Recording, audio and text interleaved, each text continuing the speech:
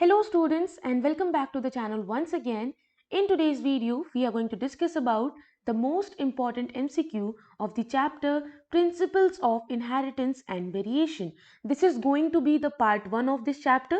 इसके बाद हम part 2 भी करेंगे. Part 1 के अंदर around 30 questions हम discuss करेंगे जो कि आपको आपके term 1 examination के अंदर काफ़ी ज़्यादा help करेंगे because जो questions हैं उनका level, क्वेश्चंस का कंसेप्ट सभी यहाँ पर टर्म 1 बोर्ड एग्जामिनेशन की अकॉर्डिंग ही रखा गया है ताकि आपके लिए ज़्यादा हाई लेवल के क्वेश्चंस भी ना हो, क्योंकि आप भी जानते हैं कि जितने ज़्यादा आप क्वेश्चंस के पीछे भागोगे उतना ज़्यादा आपका कंसेप्ट जो है वो ख़राब होने के चांसेस बढ़ जाते हैं। तो आप एक गोल डिसाइड करके उसके अकॉर्डिंग एक स्ट्रैटेजी के साथ अगर आप एमसीक्यूज को सॉल्व करते हो तो 100% वो एमसीक्यू आपको काफ़ी ज़्यादा बेनिफिट देते हैं आपकी एग्जाम की प्रिपरेशन में।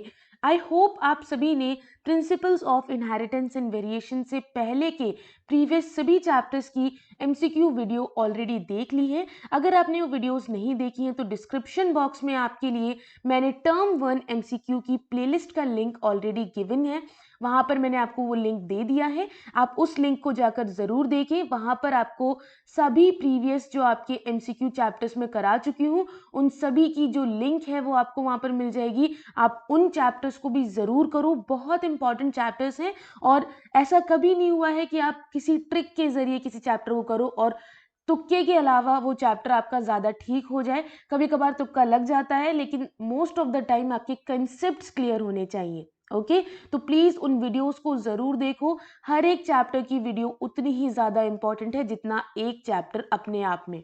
ओके तो चलिए शुरू करते हैं बिना किसी देरी के। अगर आप मुझे इंस्टाग्राम पर फॉलो करना चाहते हैं तो I am on Instagram with the same name the HL Academy। Okay so मैं आप लोगों को बता दूं कि जो मैं आप लोगों को यहाँ पर क्वेश्चंस कराऊंगी वो क्वेश्चंस टॉपिक वाइज होंगे। आज हमारा पार्ट 1 है तो पार्ट 1 के अंदर हम क्वेश्चन करेंगे मेंडल लॉ ऑफ इनहेरिटेंस पे, inheritance of 1 gene and inheritance of 2 gene. तो जितने भी क्वेश्चंस मैं आप लोगों को आज कराऊंगी वो सभी क्वेश्चंस आपको इन टॉपिक के ऊपर देखने को मिलेंगे एंड मेरा मेन मोटिव टॉपिक के ऊपर क्वेश्चंस कराने का ये है कि आप लोगों को समझ में आए कि आप जो टॉपिक पढ़ रहे हो उस टॉपिक पे आखिर किस टाइप के क्वेश्चन एग्जामिनर फ्रेम कर सकते हैं। तो पहले क्वेश्चन की तरफ आते हैं। I will give you 5 to 10 seconds जो छोटे छोटे क्वेश्चंस हैं उनके अंदर टू आंसर द क्वेश्चन। आपका जो भी आंसर होता है आप कमेंट सेक्शन में कमेंट कर दीजिएगा। तो देखो हर एक क्वेश्चन एनसीईआरटी बेस्ड है। कितना परसेंटेज होगा? The percentage of heterozygous individuals obtained from selfing of RR caps R और small r individual shall be. कितने परसेंट आपको यहाँ पर हेट्रोजाइगस इंडिविजुअल देखने को मिलेंगे अगर आप सेल्फिंग कराते हो RR में? Option A 100, option B 75, option number C 50 या फिर option number D 25। And the correct option is option number C 50। Why? जब आप सेल्फिंग कराओगे तो RR की सेल्फिंग कुछ ऐसे कराओगे, सेल्फिंग हो गई है। अब क्या करोगे यहां पर, ठीक है, ये यहां पर, अगला क्या होगा, ये यहां पर और ये यहां पर। अब आप देखो ये दोनों होमोजाइगस है और ये दोनों आपको हेट्रोजाइगस देखने को मिल रहे हैं। तो कितना हुआ? 2 होमोजाइगस और 2 हेट्रोजाइगस यानी कि 50%। तो आपका 50% हेट्रोजाइगस देखने को मिलेंगे। Mendel constructed hybridization experiment on. Mendel ने हाइब्रिडाइजेशन का जो एक्सपेरिमेंट है वो किस पर किया था? Wild pea, sweet pea, pigeon pea या फिर गार्डन पी? बहुत सिंपल है। 7 इयर्स लगे थे मेंडल को, 7 ट्रेट्स लिए थे उन्होंने और किसके ऊपर लिए थे? Garden pea. Option number D garden pea. F1 generation has genotypic and phenotypic ratio of 1:2:1। अब आप लोगों को अगर आपने जेनेटिक्स पढ़ा है, अच्छे से पढ़ा है, तो आपको पता होगा कौन सा रेशियो किस लॉ के अंदर शो किया था मेंडल ने।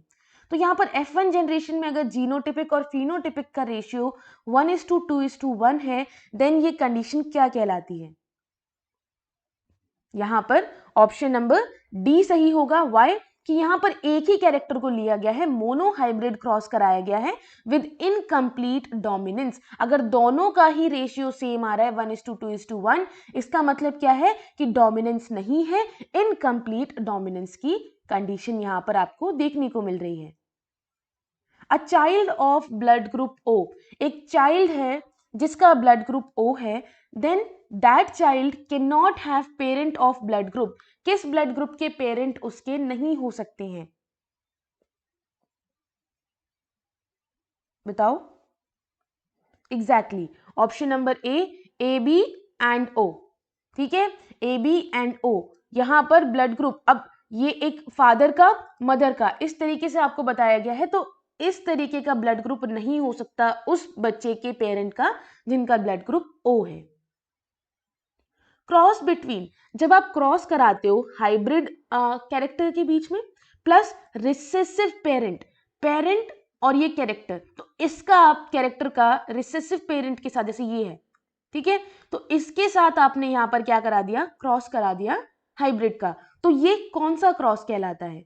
Option number A back cross, option B test cross, option C mono hybrid cross, या option number D di hybrid cross.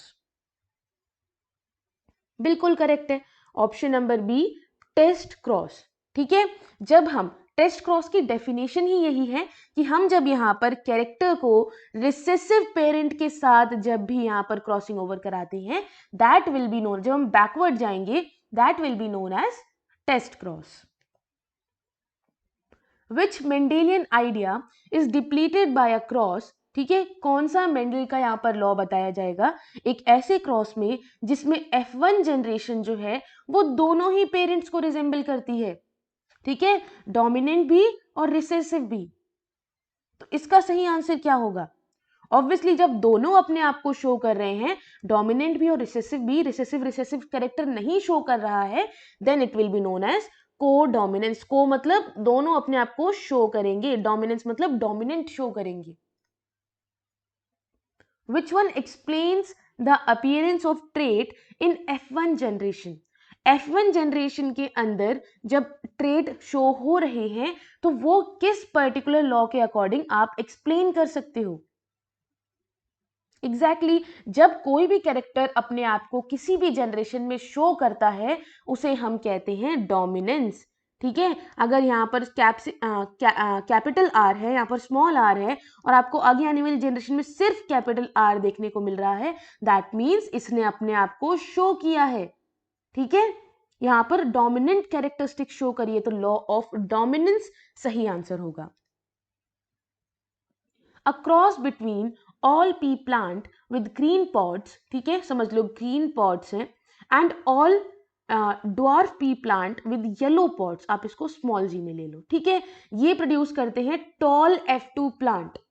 यहाँ पर टॉल F2 प्लांट बनाते हैं यहाँ पर, यानी कि जी, इसको दूसरा कैरेक्टर ले लो, इसको दूसरा कैरेक्टर ले लो, टी में ले लो, क्योंकि ये तो आपने कलर में लिया था। ठीक है, आपने टी कितने बना दिए, आउट ऑफ 16 कितने बनेंगे, आउट ऑफ 16 कितने टॉल प्लांट बनेंगे आप बताओ?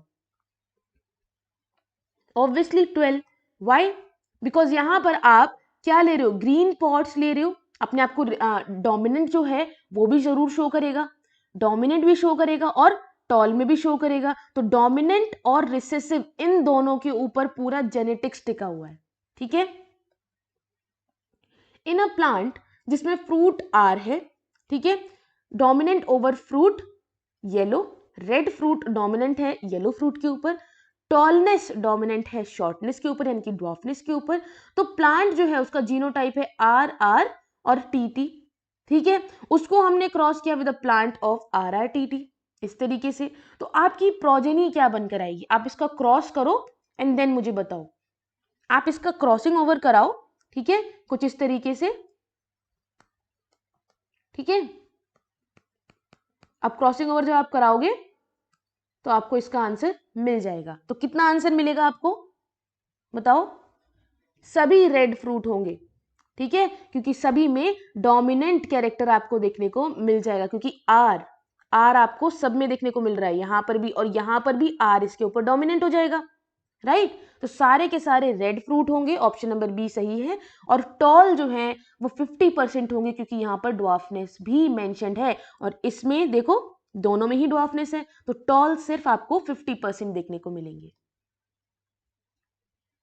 Inheritance of ABO blood group is an example of, option number D both B and C. अगर आप एबीओ ब्लड ग्रुप को देखते हो तो यहां पर आपको क्या देखने को मिलेगा, डोमिनेंस भी देखने को मिलेगा और कोडोमिनेंस भी देखने को मिलेगा, ठीक है। ABO blood grouping is determined by 3 alleles, possible genotype and phenotype are. 3 alleles के द्वारा आप एबीओ ब्लड ग्रुपिंग को आप यहां पर डिटरमाइन करते हो। तो जीनोटाइप और फिनोटाइप क्या हो सकते हैं इसके, 6 and 4। 6 विल बी जीनोटाइप, ठीक है, एंड फिनोटाइप विल बी 4, यानी कि कितने तरह के आपको यहाँ पर ब्लड ग्रुपिंग मिल सकती है उसके बारे में बात की गई है। A pure tall pea plant is crossed with pure dwarf pea plant. The progeny is self-pollinated. एक पी प्लांट को जो कि टॉल है उस पी प्लांट के साथ यहाँ पर क्रॉस कराया गया है जो कि ड्वार्फ है। प्रोजेनी सेल्फ पॉलिनेटेड है, तो जो रेशियो होगा ट्रू ब्रीडिंग का ड्वार्फ पी प्लांट का वो क्या होगा, exactly non homologous. Non homologous होगा क्योंकि आप क्रॉसिंग ओवर करा रहे हो, समझ लो ये ट्रू है, ट्रू टॉल है, और ये आपका ड्वार्फ है, प्योर ड्वार्फ है, तो आप इसको क्या करोगे, क्रॉसिंग ओवर कराओगे तो नॉन होमोलोगस ही तो बनेंगे, right. Gene complement BB of pea plant, pea seed produce incomplete dominance in, option number C, synthesis of small sized starch grain, ठीक है। Mendel did not propose, Mendel ने इसमें से कौन सा लॉ नहीं दिया था, option number be incomplete dominance का। बाद में मेंडल की स्टडी के बाद जब उसकी स्टडी को वापस किया गया, उसकी डिस्कवरीज को वापस से एनालाइज किया गया, तब समझ में आया कि ओके इनकम्प्लीट डोमिनेंस जो है वो भी यहां पर आपको देखने को मिलती है। जैसे कि पिंक फ्लावर आपके हो गए, आपके पास रेड फ्लावर थे, आपके पास व्हाइट फ्लावर थे, लेकिन जो आपके पास आगे शो हुआ वो है आपका क्या शो हुआ, पिंक फ्लावर शो हुआ, तो इनकम्प्लीट डोमिनेंस है, कोडोमिनेंस शो कर रहा है, ठीक है। तो ये मेंडल ने नहीं दिया था। Which modified allele is very common, इनमें से कौन सी अलील है जो बहुत कॉमन है, option number D one that is equivalent to unmodified allele, एक ऐसी अलील जो कि इक्विवेलेंट है to unmodified allele, it is very common, ठीक है।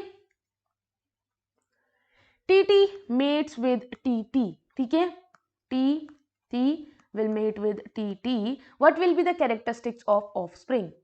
Offspring का characteristics कितना होगा,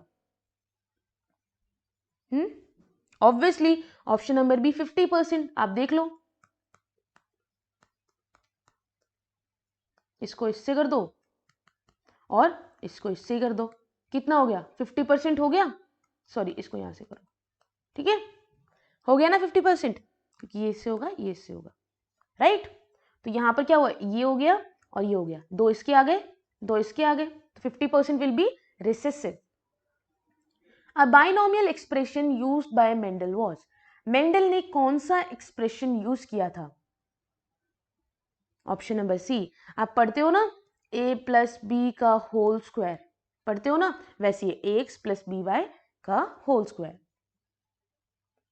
When did humans know that variations are produced due to sexual reproduction? आपको यानी कि ह्यूमंस को कब पता चला कि वेरिएशन जो है वो सेक्सुअल रिप्रोडक्शन की वजह से कॉज होती है, and the correct option here will be option number ए, 8000 से 10,000 BC के बीच में। टेस्ट क्रॉस मैंने आपको अभी बताया था कि भाई रिसेसिव पेरेंट के साथ कराते हैं, तो टेस्ट क्रॉस में आप क्या कहोगे,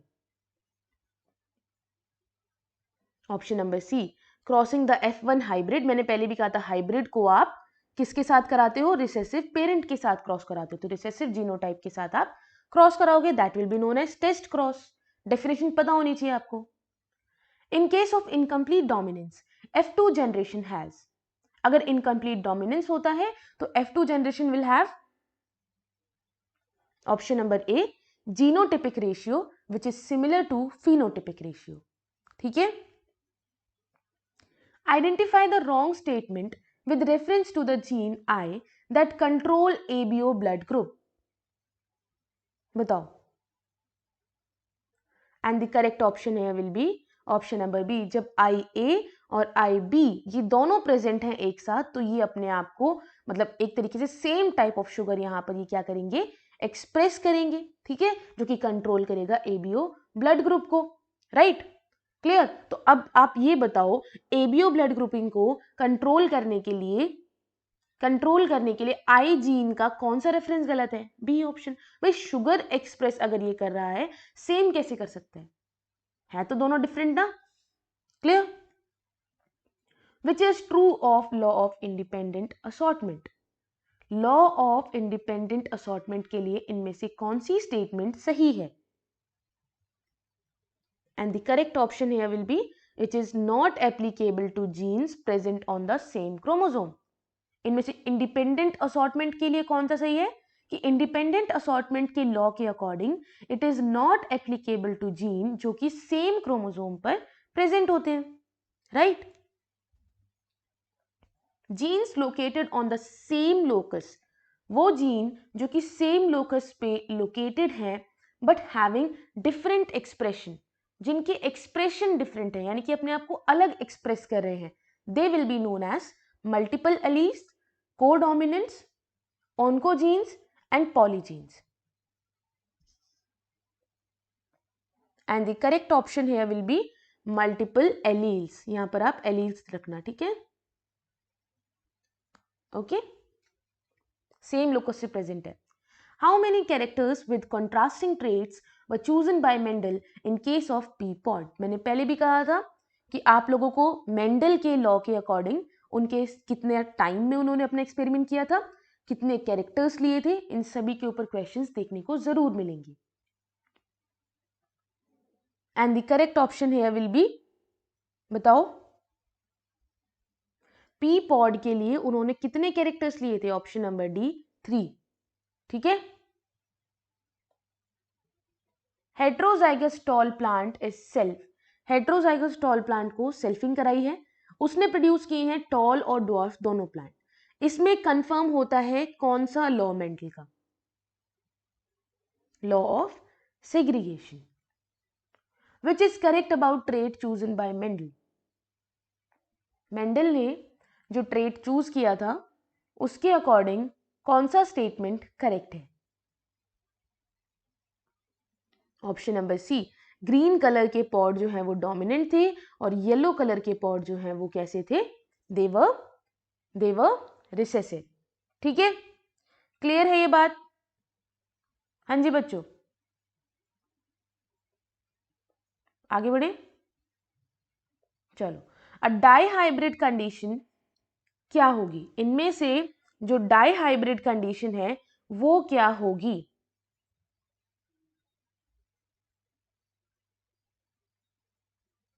आप लोग अगर करना चाहो तो आप लोग क्रॉसिंग कर सकते हो, उसके अकॉर्डिंग आप लोगों को इसका सही आंसर पता लगेगा और क्रॉसिंग ओवर करना बहुत ज्यादा जरूरी है। ठीक है,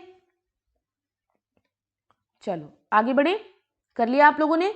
ऑप्शन नंबर डी सही होगा, TTRR। डाई हाइब्रिड का मतलब दो कैरेक्टर्स आप ले रहे हो, ठीक है, टॉल और ड्वार्फ, और रेड और यहां पर ले लो व्हाइट। ठीक है, तो ये हो गया आपका डाई हाइब्रिड क्रॉस। और एक क्वेश्चन में हमें यहां पर ठीक करना है, वो ये है कि by mistakely I called it 2 जो कि नहीं हो, सॉरी 3 जो कि नहीं होगा, इट विल बी 2।